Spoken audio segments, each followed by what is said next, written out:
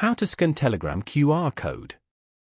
To get started, first of all open up the Telegram application on your phone. As you can see, you are now in the Telegram chats list. Here, you can view all your chats on Telegram. On this page, go to the bottom right corner and tap on Settings. In the Settings page, go over to the top left corner and tap on the QR code icon. This is your Telegram account QR code. Tap on Share QR code below if you want to share it with others.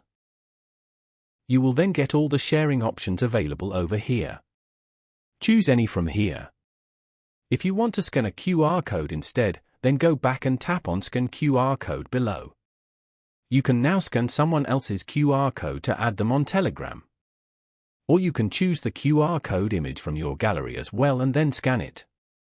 Tap on the torch icon to turn on the flashlight. Following these steps, you can easily scan a Telegram QR code.